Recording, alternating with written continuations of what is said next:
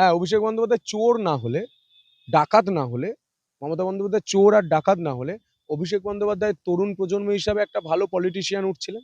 যে মমতা বন্দ্যোপাধ্যায়ের ভাইপো, যুব সমাজের একটা নেতা, কিন্তু গ্রাউন্ড জিরোতে কোনো কানেকশন নেই, আঞ্চলিক দলের সর্বভারতীয় সভাপতি, দেখতে বেশ ভালো লাগছিল।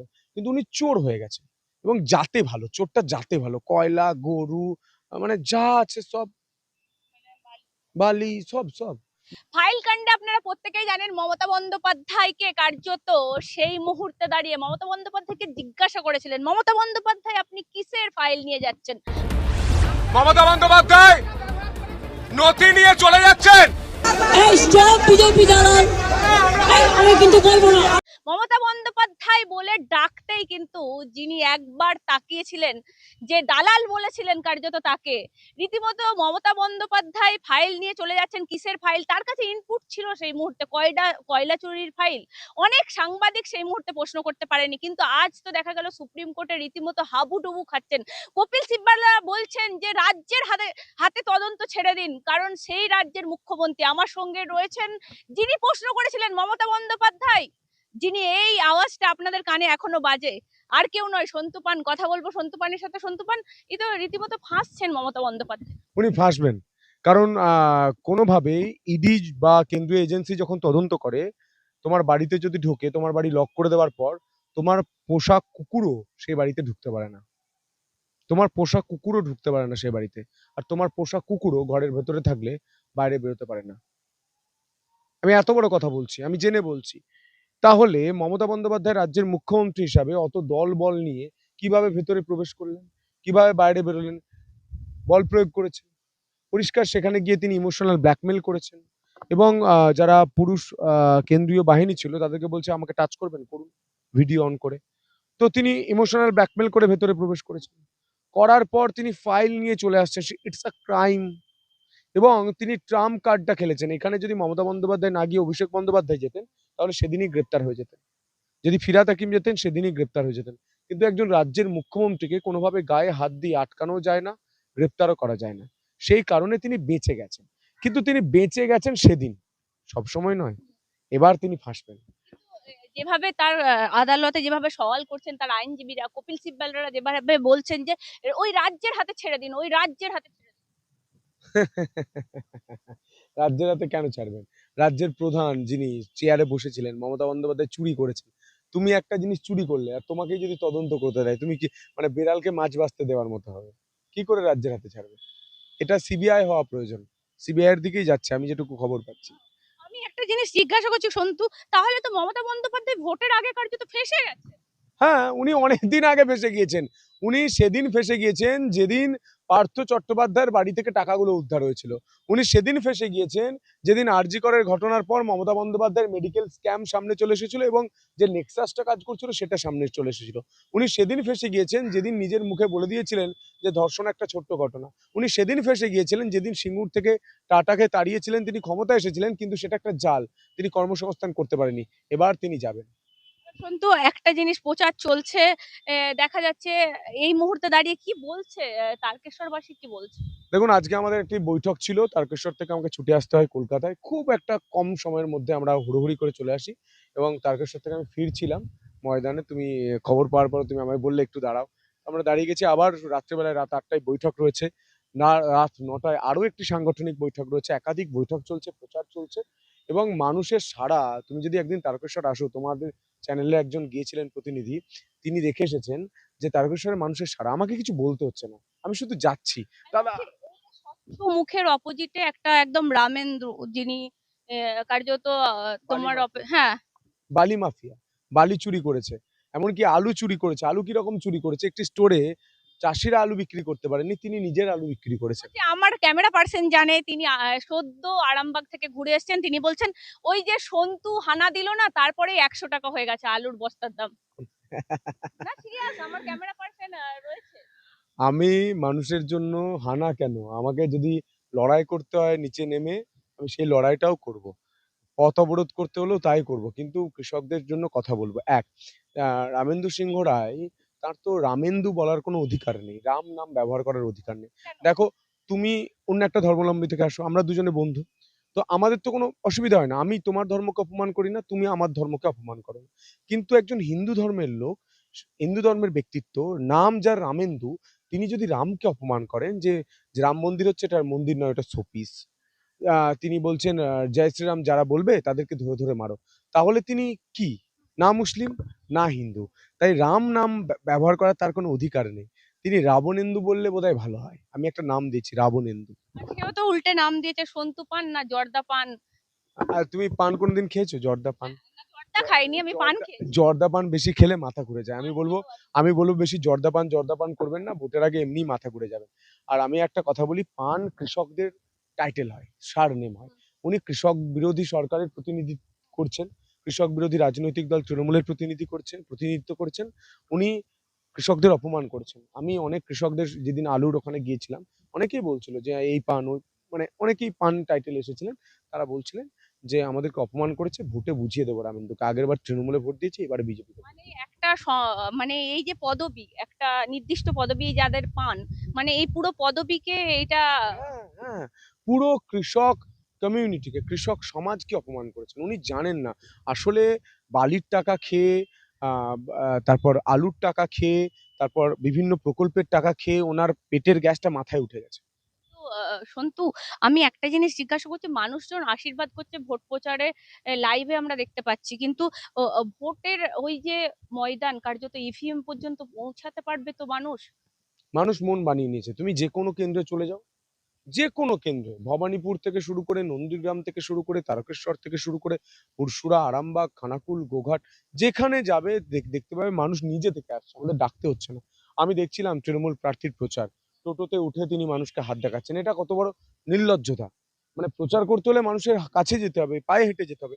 আমরা রোড শো করি, সেটা রোড শো করি। রোড শো মানে গাড়িতে থাকবে, ঠিক আছে, কিন্তু আমি বলছি ডোর টু ডোর ক্যাম্পেন। অনেকে খবর করেছে, দেখলাম ডোর টু ডোর ক্যাম্পেন, তারপর দেখছি টোটোতে যাচ্ছে। আমি কারো নাম নিলাম না কিন্তু, এক। দ্বিতীয়ত আমি দেখলাম যে আহ, ডেকে ডেকে লোক নিয়ে আসতে হচ্ছে, সেটা নয়। দেখুন, ভোট হবে এবং এই ব্রিগেডের ময়দান থেকেই প্রধানমন্ত্রীজি যেটা বলে গিয়েছেন যে সবকা সাথ সবকা বিকাশ, তার সঙ্গে সবকা হিসাবও হবে। আমি বলছি একটা জিনিস, দেখা গেল ভবানীপুরে মমতা বন্দ্যোপাধ্যায় লড়াই করছেন, অভিষেক বন্দ্যোপাধ্যায় কার্যত এই মুহূর্তে লড়াই করছেন না, কিন্তু আজ প্রথম প্রচার শুরু করলেন পার্থ প্রতিমা থেকে। অভিষেক বন্দ্যোপাধ্যায়ের খুব কষ্ট, যন্ত্রণা। কিসের জন্য? কারণ উনি খুব চেয়েছিলেন মমতা বন্দ্যোপাধ্যায় ওনাকে পুরো রাজপাট সেটা হাতে তুলে দেবেন, উনি মুখ্যমন্ত্রী হয়ে যাবেন। কিন্তু সেগুড়ে বালি। বিজেপি, বিরোধী রাজনৈতিক দলটার নাম বিজেপি। এবারে কিন্তু আমরা সরকার গড়ছি, বিজেপি সরকার না, গড়ছে আমি এবং বলছি মমতা বন্দ্যোপাধ্যায়কে কোথাও কি অভিষেক বন্দ্যোপাধ্যায় হারাতে চান, সেই জন্যই কি ভবানীপুর সেটা জানি একটাই? না ওনার কপাল কি করে কেটেছিল, সেটা এখনো আমরা জানতে পারিনি। ওনাকে যে কেউ ধরে মারধর করেছিলেন না ঠুকে দিয়েছিলেন, সেটা আমরা জানতে পারিনি। একটা ঘরোয়া কোন্দল, এই ঘরোয়া কোন্দল নিয়ে আমরা চিন্তিত নই। আমরা চিন্তিত যে বাংলার মানুষকে ভোটের দিন কিভাবে ভোট দেওয়ানো যায়। ঘরোয়া কুন্দল কি? অভিষেক বন্দ্যোপাধ্যায় বলছেন কার্যত এই মমতা বন্দ্যোপাধ্যায়ের বাড়ির কথা সবাইকে বলুন, এই যে বাড়িটা দেখাবেন, প্রধানমন্ত্রীর লাইফস্টাইল দেখাবেন, লাইফস্টাইল নিয়ে বলবেন, আর উল্টে মমতা বন্দ্যোপাধ্যায়ের বাড়ি নিয়ে বলবেন। আমি একটা প্রশ্ন করছি, হ্যাঁ। প্রধানমন্ত্রীর কোন ক্যাবিনেট মিনিস্টারের বাড়ি থেকে এত কোটি কোটি টাকা উদ্ধার হয়েছে? বিজেপির কোন নেতার বিরুদ্ধে এত কোটি কোটি টাকা স্ক্যাম রয়েছে? একটা রাজ্যের ছবি দেখান। আদানি আম্বানিরা তো টাকা নিয়ে আ- পালিয়ে গেছে। আদানি আম্বানি কোথায় টাকা নিয়ে পড়ে? আদানি আম্বানি একটা বিজনেসম্যান।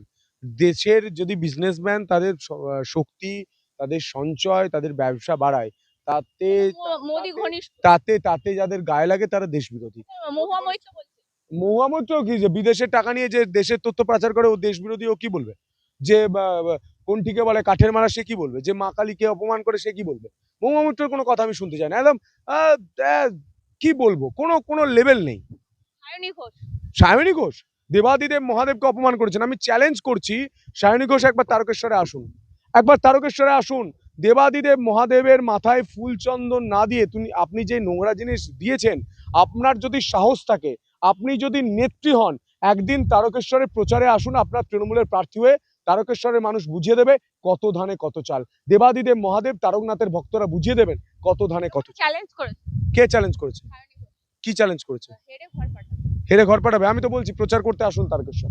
সায়নী ঘোষকে আমি একদম সরাসরি চোখে চোখ রেখে বলছি, সায়নী ঘোষ আপনি আসুন তারকেশ্বরে, আপনি তো হারাবেন বলেছেন, তারকেশ্বরে এসে একদিন প্রচার করুন তৃণমূলের প্রার্থীর হয়ে। দম থাকলে করুন।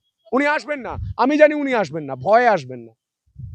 সাংবাদিকতা কার্যত এই যে মোড়ক থেকে কোথাও রাজনীতির ময়দানটা অনেক আলাদা মনে হয়। কোনো আলাদা নয়, প্রসেসটা আলাদা, কাজটা এক। আগে প্রশ্ন করতাম, এখন কাজ করার সুযোগ আছে। প্রশ্নও করার সুযোগ আছে। হ্যাঁ, বিধানসভায় তো ভারতীয় জনতা পার্টিতে প্রশ্ন করার সুযোগ আছে। একদম, একদম। আজকে আমাদের যে বৈঠক ছিল সেখানে বিপ্লব দেব থেকে, শুভেন্দু অধিকারী থেকে, শ্রমিক ভট্টাচার্য থেকে শুরু করে, ভূপেন্দ্র যাদব থেকে শুরু করে, সুনীল বানসাল থেকে শুরু করে প্রত্যেকে উপস্থিত ছিলেন। প্রত্যেকের সঙ্গে আমাদের 1:1 কথা হয়েছে। 1:1 আমাদের কি কোয়ারিজ রয়েছে, আমাদের কোন জায়গায় অসুবিধা হচ্ছে, কোন বিষয়ে আমরা আরো ভালো করতে পারি, কোন বৈঠকগুলো আগে সারতে হবে তা কিন্তু আমাদের নির্দেশ দেওয়া হয়েছে এবং 1:1 কমিউনিকেশন হচ্ছে। কি প্রবলেম, আমার গায়ে হাত দিয়ে আমাকে জিজ্ঞাসা করেছেন সুনীল বানসাল, "ক্যা প্রবলেম হ্যায়?" এবং বিপ্লব দেব আমাকে জিজ্ঞাসা করেছে, "ভাই কি প্রবলেম আছে তোমার? কি অসুবিধা হচ্ছে তুমি আমায় বলো।" মানে এই যে অ্যাটমসফিয়ার, এই যে পরিবেশ, এটা কোনো রাজনৈতিক দলে নেই। আমি তো আমি নিজে পলিটিক্যাল একজন জার্নালিস্ট ছিলাম। আমি পলিটিক্যাল বিট করেছি। কোনো রাজনীতিতে এটা নেই। আপনি নিশ্চয়ই জানেন, তুমি নিশ্চয়ই জানো যে পুরসভা নির্বাচনের যে প্রার্থী তালিকা বের হচ্ছিল কালীঘাট থেকে, সেখানে সুদীপ বন্দ্যোপাধ্যায়, ফিরহাদ হাকিম এদের যে মারামারি, লড়ালড়ি এই ঘটনাটা সামনে এসেছিল। এখানে প্রার্থী তালিকা বেরিয়েছে। নেতাদের মধ্যে কোনো মারামারি নেই। হ্যাঁ, অনেক কর্মী অনেক নেতাকে ভেবেছিলেন যে ইনি প্রার্থী হবেন, হয়নি। সেটার জন্য অনেক ক্ষোভ বিক্ষোভ হয়েছে। কিন্তু নেতাদের মধ্যে মারামারি আমরা দেখিনি। এটা আমাদের এই জায়গাটা রয়েছে, এই স্বাধীনতাটা রয়েছে, আমরা সরাসরি কথা বলতে পারি। কিভাবে নিচ্ছে বিজেপির যারা মানে যে নেতা নেতৃত্বরা প্রার্থী রয়েছে? হিসেবে নিচ্ছে তারকেশ্বরে। না, মানে এই সাংবাদিকতার মোড়ক থেকে একদম রাজনীতি মানে নেতা কি আজকে আজ নেতা হিসেবে নিচ্ছে, সন্তুকে নেতা হিসেবে নিচ্ছে। আমি ওনাদের বাড়ির একদম কনিষ্ঠতম সদস্য। আছেন আমি জানি যে অর্জুন সিং এর ছেলেও রয়েছেন, ছোট। আচ্ছা, আমার থেকেও বয়সে হয়তো কম। কিন্তু আমি কনিষ্ঠতম সদস্য, যার আমার পেছনে আগে পিছনে কেউ নেই। আ এরকম একটা সদস্য, তাই আমাকে সবাই মিলে গাইড করছে। আমাকে সবাই মিলে আমার অভিভাবক হিসেবে বোঝাচ্ছেন। শ্রমিক ভট্টাচার্য থেকে শুরু করে, সুকান্ত মজুমদার থেকে শুরু করে, শুভেন্দু অধিকারী থেকে শুরু করে, জ্যোতির্ময় সিং মাহাতো থেকে শুরু করে, তাছাড়া সেন্ট্রাল লিডার যারা রয়েছেন, লকেটদি থেকে শুরু করে, আ শশী অগ্নিহোত্রী থেকে শুরু করে সবাই কিন্তু, রূপাদি, আজকে রূপাদি অনেক কথা বলেছেন যে, "এটা করো, এটা করো, এটা করলে ভালো হবে।" এইগুলো কিন্তু আমাকে সবাই শিখাচ্ছে হাতে ধরে যে, "খুব ভালো করছো। এটা না, এটা এইভাবে করলে আরো মনে হচ্ছে ভালো হবে। দেখো তো।" তো মানে এইভাবে আমাকে প্রত আ পুরোটা হচ্ছে শেখানোর চেষ্টা করছে এবং এর আমি থানা শিখছি। ঘেরাওয়ের অভিজ্ঞতা কি ছিল? আগে তো বুম নিয়ে মানে অভিজ্ঞতা অন্যরকম, আর ও এই ওখা নিজে ও ওখান থেকেই তো অনেকটা অভিজ্ঞতা সঞ্চয় হয়ে গেছিল। না না অজান্তে। আমরা দেখেছি কিভাবে থানা ঘেরাও হয়, কেন থানা ঘেরাও করতে হয়, কিভাবে করতে হয়, কতটা শৃঙ্খলা মেইনটেইন করতে হয়, কর্মীদের কিভাবে সঙ্গে রাখতে হয়। কর্মীদের অনেক কর্মী রয়েছেন যারা আ খুব উচ্ছ্বসিত হয়ে গিয়ে কোনো একটা বাজে কাজ করে ফেলে বা আইন অমান্য একটা কাজ করে ফেলে। সেটা যাতে না হয়, কিভাবে কন্ট্রোল করতে হয়। এটা আমি দিন দেখে এসেছি। শুভেন্দু অধিকারী, সুকান্ত মজুমদার, জ্যোতির্ময় সিং মাহাতো, সৌমিত্র খাঁ, লকেট চ্যাটার্জী, অগ্নিমিত্রা পল, এদের দেখে আমি শিখেছি। আ সজল ঘোষ, এনাদের দেখে আমি শিখেছি। আ আজ সেটা কাজে লাগছে। এই যে নতুন মুখ বলতে, সত্যি কথা বলতে আমরা এইবারে দেখতে পাচ্ছি বালিগঞ্জের একটা প্রার্থী সিপিএম এর আফরিন বেগম। তারপর দেখতে পাচ্ছি সন্তু পান বিজেপির একটা একটা জিনিস আমি বলছি, নতুন ইয়ং ব্রিগেড সত্যি কি তাদের এই মুহূর্তে দাঁড়িয়ে আমাদের এখানে যেভাবে মানে রাজ্য রাজনীতি চলছে, এই পরিবারতন্ত্রকে ভেঙে আসা উচিত। একদমই তাই। পরিবারতন্ত্রে যত রাজনীতি আবদ্ধ থাকবে তত বাংলার, এমনকি সমাজের সাধারণ মানুষ, যারা খেটে খাওয়া মানুষ, তারা বঞ্চিত হবে। আজকে আমার বাবা কৃষক, আমার বাবার ব্যাংক ব্যালেন্স নেই। আমাকে এখন পর্যন্ত ইলেকশন ফান্ড, আমার যেটুকু আ চাকরি করেছি, যেটুকু টাকা ছিল, পিএফ আ থেকে শুরু করে সবকিছু ভেঙে চালাচ্ছি, যেটুকু মাইনে জমেছিল সেটুকু। আর হচ্ছে আমার বাবা কিছু সাহায্য করেছে, আমার মামা কিছু সাহায্য করেছে এবং এই মুহূর্তে আমাকে সাধারণ মানুষ ৳১১০ পকেটে দিয়েছে। এই ৳১১০ আমার ইলেকশন ফান্ড। এই মুহূর্তে এভাবেই চালাচ্ছি। তো আমরা এই গরিব খেটে খাওয়া মানুষদের প্রতিনিধি হিসাবে আমরা যখন উঠছি, আমরা যখন ভোটে জিতবো, তো ভারতীয় আমি জনতা পরিষ্কার পার্টি, দিল্লির পার্টি অনেক টাকা দেয়, সেই লোভে তুমি গেছো, সেরকম কিছু নয় তো? না। আমি টাকা পাওয়ার জন্য যদি হতো, তাহলে আমি যেই চ্যানেলে কাজ করছিলাম, আমার সেই চ্যানেলে কাজ করার সময় আমি যখন অ্যারেস্ট হয়ে ফিরে আসি, সেই চ্যানেলে যত সেলারি ছিল তার থেকে ৪ ডবল সেলারি দিয়ে একটি চ্যানেল আমাকে অফার দিয়েছিল। আজকে বলে দিচ্ছি। আমার চ্যানেলে অনেকেই জানেন। কিন্তু আমি সেখানে যাইনি। আমার টাকা লাগবে না। আমাকে কাজ করতে দিতে হবে, ১। দ্বিতীয়ত, আমরা যখন এই মানুষের একদম গ্রাউন্ড জিরো থেকে উঠছি তো, গরিব ফ্যামিলি থেকে, যখন আমরা প্রতিনিধি, জনপ্রতিনিধি হব বা এখনো আমি মানুষকে এখন জার্নালিজম আমি যেটা করেছি তুমি নিজেও দেখতে পেয়েছো, আমি মানুষকে ফিল করেছি। মানুষ চোখের জল যখন পড়েছে, যখন চাকরি প্রার্থীরা কান্নাকাটি করেছে, আমি ফিল করেছি। আমি মানুষকে ফিল করতে পেরেছি। বলছি একটা এই গরিব হওয়ার এটা সুবিধা আছে। মানে তুমি লড়াই করে যদি ওঠো, তুমি যদি একটা একদম নিচু তলা এসে থেকে গিয়ে ভুলে যায় অনেক। কেন ভুলে যায়? এটা এসে এটা ঘরে এটা বড় গাড়ি স্করপিও না, না, না, এটা ভুল ধারণা। যারা বড় লিডার হয়ে যান না, যখন নরেন্দ্র মোদী তিনি এখন বড় লিডার, অনেক জায়গায় তিনি ঘুরেছেন। নরেন্দ্র মোদীর সঙ্গে যদি একটা সাধারণ মানুষ দেখা করতে চান, তাকে অনেকটা অপেক্ষা করতে হবে। কারণ তিনি এতগুলো মানুষের জনপ্রতিনিধি। প্রত্যেকটা মানুষের কাজ করতে হয়। সাধারণ মানুষ অনেক কিছু বলতে চান। সেটাতে কিন্তু আল্টিমেটলি কোনো কাজ হয় না। তার চাওয়া পাওয়াগুলো তার নিচু তলার লোকেরাই ঠিক করে দিতে পারে। বিডিও, জয়েন্ট বিডিও, তার জন্য প্রাইম মিনিস্টার যেতে হয় না। আমি সন্তুকে আরেকটা বিষয় জিজ্ঞাসা করবো, বলছি সন্তু তারকেশ্বর কার্যত সবাই বলছে সন্ত্রাস হয়, সন্তু কি করে সন্ত্রাসের মোকাবিলা করবে ওখানে, কারণ কেন আমি আরেকটা জিনিসও দেখছি, ওই যে তোমার পাশে আশেপাশে ওই কাউকে দেখতে পাচ্ছি না বন্দুকধারী, তোমার সিকিউরিটি নেই কেন, কি ব্যাপার হলো? সিকিউরিটি লাগবে কেন? তারকেশ্বরে সাধারণ মানুষের সিকিউরিটি। ওখানে দেখুন ইতি-উতি ঘোরাঘুরি করছে, ছবি তোলার জন্য অপেক্ষা করছে। এখানে এই দাদাটা অনেকক্ষণ ধরে ঘুরছেন। এখানে আরো ৪ জন ঘুরছেন। একটু কথা বলবে, ছবি তুলবে। মানে মানুষই আমার সিকিউরিটি। সিকিউরিটি প্রয়োজন নেই। যদি প্রয়োজন হয় সেটা আমাকে পার্টি দেবে। আশেপাশে দাঁড়িয়ে থাকবে তো বন্দুক সেটা পার্টি দেবে। সেটা আমার বিষয় নয়। আমার বিষয় যে মানুষের জন্য নিয়ে। লড়তে তুমি হবে। কি নিরাপত্তার অভাব বোধ করো? আমার কর্মীরা নিরাপত্তার অভাব বোধ কিছুটা করছে। কারণ সেখানে সত্যিই সন্ত্রাস চলছে। কিছুদিন আগেই যে থানা ঘেরাওয়ের ঘটনা বলছিলে তুমি, কেন ঘেরাও করা হয়েছিল? কারণ আমার যে কর্মী ছিলেন তাকে পিঠ থেকে বন্দুক ধরে বলা হয়েছিল, "গুলি করে দেবো। আ বিজেপি করা যাবে না।" এসব বলছিল। তো তারা বোধ করছেন, আমি করছি না। আমি একটা কথা বলি। সেটা হচ্ছে তারকেশ্বরে আমি ইলেকশনটা লড়তে গেছি। আমি দেবাদিদেব মহাদেবের ভক্ত। আমি লড়তে গেছি একটাই কারণে, তারকেশ্বরে একটা তারকনাথ করিডোর তৈরি হওয়ার প্রয়োজন, যেটা কাশী বিশ্বনাথ এবং অযোধ্যার মতো হবে। তারকেশ্বরে একটা ভালো হাসপাতাল হওয়া প্রয়োজন। তারকেশ্বরে কৃষকদের ফসলের দামের প্রয়োজন এবং ফসল শুধু ফলালে, শুধু আলু ফলছে।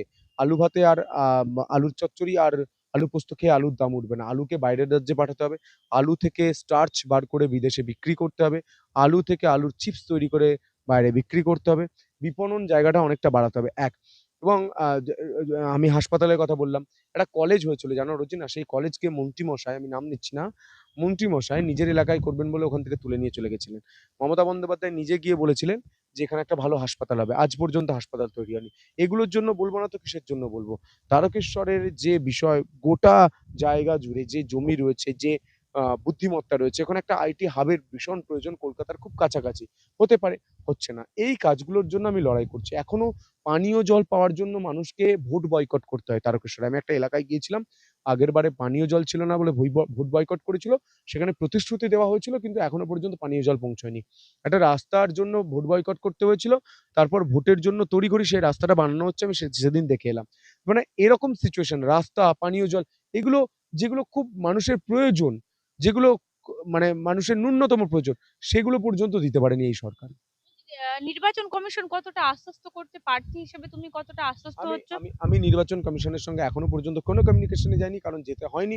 আমাদের বিভিন্ন পর্যায়ের কার্যকর্তারা রয়েছেন, বিভিন্ন পর্যায়ের নেতৃত্ব রয়েছেন, তারা যোগাযোগ রাখছেন এবং আমি আশা করব গণতন্ত্রের উৎসব হিসাবে মানুষ সবাই ভোট দিতে রাস্তায় নামবে এবং ভোট দেবেন, নিজের ভোট নিজে দেবেন, পদ্মফুলে ভোট দেবেন। আর নয় কোনো ভুল, এবার শুধু পদ্মফুল। কিন্তু একটা জিনিস জিজ্ঞাসা করবে, এই যে বুথগুলো, আমি বারবার এই কথা বলছি, যা এই যে সেই রকম ধরনের তোমার কাছে তো সেই মার্শাল পাওয়ার, মানি পাওয়ার সেই ধরনের কিছু নেই, কি করে লড়াইটা মসৃণ হবে? আমার কাছে মানুষের ক্ষমতা রয়েছে, জনতার পাওয়ার, পাবলিক পাওয়ার। আপনি আমার সঙ্গে প্রচারে একদিন আসুন, আমি আমন্ত্রণ করছি। রোজিনা তুমি আসো, তাহলে তুমি দেখতে পাবে যে আমার কি পাওয়ার রয়েছে। তারকেশ্বরের ছেলে আমি, আরামবাগ লোকসভার ছেলে আমি। আমি ওখানে বড় হয়েছি। আমি ওখানে টিউশন পড়েছি। আমি ওখানে আমার ফোন বাগাতে আমি একটা ফোনের কেয়ার সেন্টারে গেছি। তো ওখানে আমার বন্ধু রয়েছে, ওখানে আমার পরিচিতির লোক আছে, ওখানে ভালোবাসার লোক আছে। তাছাড়াও গোটা রাজ্যের মানুষ সাংবাদিকতার স্বার্থে, সাংবাদিকতার জন্য যেভাবে আমাকে ভালোবাসা দিয়েছে, সেই ভালোবাসাটা রয়েছে। সত্যিই সন্তুর সঙ্গে কথা বলার চেষ্টা করছি বা বলছি। একটা জিনিস সত্যি, কোনো বন্দুকধারী দাঁড়িয়ে নেই সন্তুর সঙ্গে। সন্তু সেই আমার আগের মতো। গাড়িটাও তুমি দেখলে তো? হ্যাঁ, আমার গাড়িটাও দেখলে তো, একটা কথা ভাড়া বলতে, গাড়ি। বলতে ও গাড়িতেই যাবে। আমি ভাড়া গাড়ি একটা নিয়ে এসছে। বলছি কোনো স্করপিও নয়। যারা বলছিলেন সন্তু কার্যত অনেক টাকার জন্য সাংবাদিকতা কার্যত ছেড়ে দিয়ে এই মুহূর্তে দাঁড়িয়ে ও গেছে, লোভে পড়ে গেছে, বা বিজেপিতে অনেক টাকা সেই হিসেবে গেছে। তার মানে সন্তু, আমি বলছি বাস্তব চিত্রটা তো একদম অন্যরকম একদম একদম একদম। কাজ করতে হবে তার জন্য গেছি। সাংবাদিকতা করতে পারছিলাম না, তুমিও পারছো না, খুলে খেলতে পারছো। চেষ্টা করছি আমি।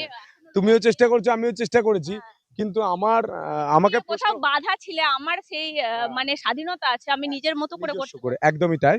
এবং আমি যেহেতু প্রশ্নটা করে ফেলেছিলাম, আমি গুলিটা চালিয়ে ফেলেছিলাম। মমতা তা- বন্দ্যোপাধ্যায়। হ্যাঁ, এটার জন্য আমাকে আমার আর ফ্যামিলিকে অনেক সাফার করতে হয়েছে। এবং আমি ভেবেছি যে আমি যদি সাংবাদিক হিসেবে সাংবাদিকতা না করতে পারি, অন্তত তোমাদের মতো যারা বীর সাংবাদিক রয়েছে তাদের জন্য একটা পরিবেশ তৈরি যাতে করতে পারি এই বাংলায়। অবশ্যই আমরাও দেখুন, একটা জিনিস অনেকে বলে সন্তু রাজনীতি করছেন, সাংবাদিকতাকে নষ্ট করে গেছে, সাংবাদিক থাকতে থাকতে রাজনীতিতে প্রবেশ করেছে। আমি বলছি ছোট্ট ভাড়ার গাড়ি করে এসছে সন্তু, বলছি না স্করপিও নয় কিন্তু। আমি বলছি সন্তু তার মানে তো সেই সন্তুই রয়েছে এই তো নাকি? ভাঙা গাড়ি, ও ভেঙে এই দিয়েছে। এই গাড়িটাই ভেঙে দিয়েছিল। হ্যাঁ, এটাই ভেঙেছিল। তো এটা আমার একটা পরিচিতের গাড়ি, তার কাছ থেকে আমি ভাড়া হিসাবে নিয়েছি।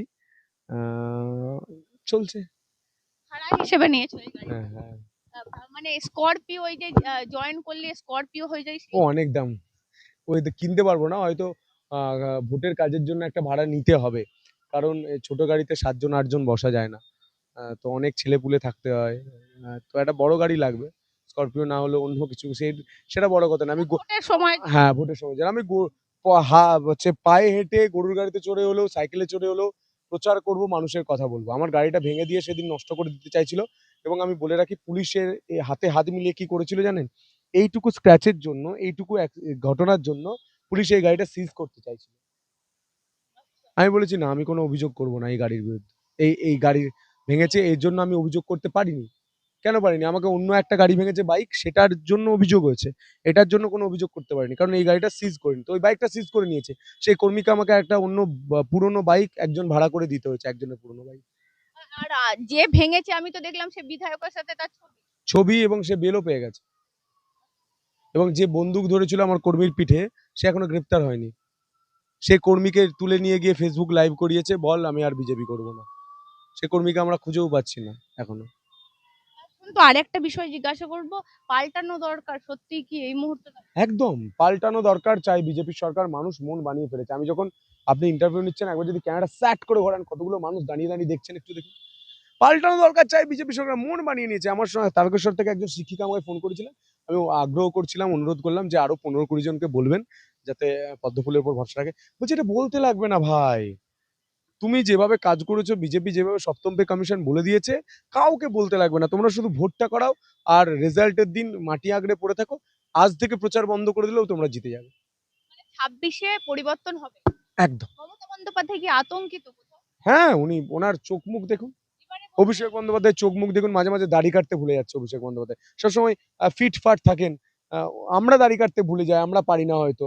আমরা দাঁতের চিকিৎসা করাতে আমেরিকা যেতে পারি না, চোখের চিকিৎসা করাতে আমেরিকা যেতে পারি না। কিন্তু উনি তো যান। কিন্তু ওনারও মাঝে মাঝে দেখলাম দাড়ি হয়ে যাচ্ছে।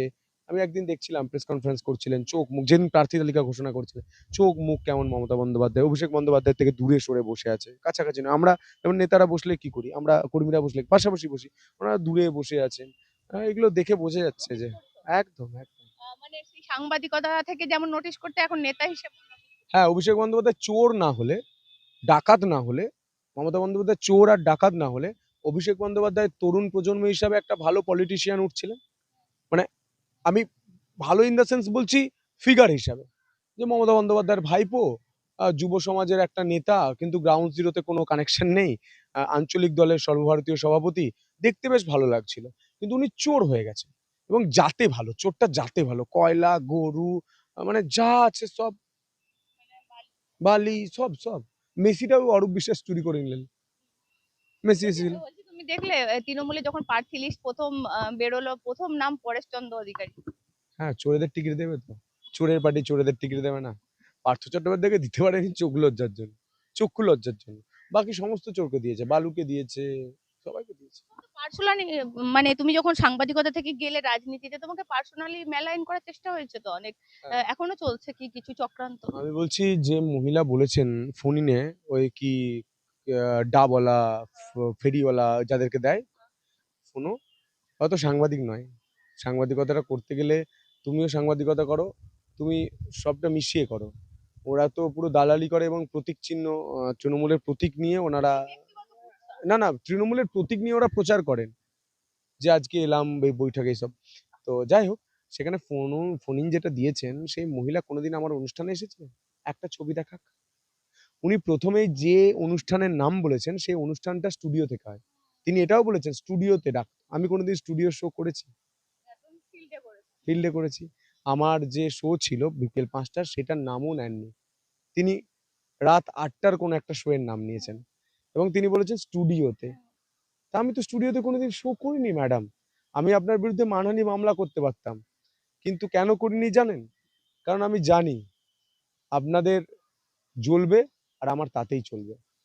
কিন্তু সবশেষ তারকেশ্বরবাসীকে কি বলতে চাও? কারণ কেন, আমি যতদূর জানি আমার বঙ্গ টিভির মেদিনীপুরের দিকে, উত্তরবঙ্গের দিকে, আরামবাগের দিকে, মানে গ্রামের দিকেও বঙ্গ টিভি মানুষ প্রচুর দেখে, সেটা আমি তারকেশ্বর নিজেও ফিল করি। তারকেশ্বরের মানুষও দেখেন। আমি অনেকের সঙ্গে কথা বলেছি। এই যে আমার সঙ্গে যারা ২-৩ জন রয়েছেন, "ও রুজিনাদি আসছে?" মানে ওরা তো আমার ভিউয়ার্স। আমাকে যেমন ভালোবাসে তোমাকেও ভালোবাসে। আমি বলছি ওখানকার মানুষকে একটাই বলবো, আর নয় কোনো ভুল, এবার শুধু পদ্ম ফুল। তারকেশ্বরে একটা ভালো হাসপাতাল, তারকেশ্বরে একটা ভালো করিডোর, তারকেশ্বরে একটা ভালো বিশ্ববিদ্যালয়, তারকেশ্বরে একটা ভালো রেল স্টেশন এবং সেখান থেকে প্রচুর রেল, বন্দে ভারত থেকে শুরু করে এবং রেল স্টেশনের উন্নয়নের জন্য তারকেশ্বরের যে সবথেকে বড় সমস্যা রয়েছে তারকেশ্বরের নগরে, অর্থাৎ তারকেশ্বর টাউনে, সেখানে হচ্ছে রেল গেট। সেই রেল গেটের সমস্যা সমাধানের জন্য আমাদের বিধায়কেরা অশ্বিনী বৈষ্ণবের সঙ্গে কথা বলেছেন, আমাদের নেতারা অশ্বিনী বৈষ্ণবের সঙ্গে কথা বলেছেন, রেল কাজ শুরু করেছে। ভোটের ১ বছরের মধ্যে এই রেল গেটের সমস্যা মিটে যাবে, এটা কথা দিলাম। বিজেপি জিতলে এটা হবে এবং তারকেশ্বরের মানুষ সর্বোপরি মাথা উঁচু করে বুক ফুলিয়ে ঘুরে বেড়াবে। ভান্ডারাটি অর্থাৎ মণ্ডল ২ যারা সংগঠন বোঝে তারা এটা বুঝতে পারে। মণ্ডল ২ ভান্ডারাটি সহ শুরু করে যে এলাকাটা রয়েছে সেই এলাকায় যেভাবে সন্ত্রাস চলে, ভোটের দিন কেউ ভোট দিতেই ভয়ে বেরোতে পারে না। অনেকগুলো বুথে রিগিং হয়। এবারে কিন্তু হবে না, চোখে চোখ রেখে লড়াই হবে।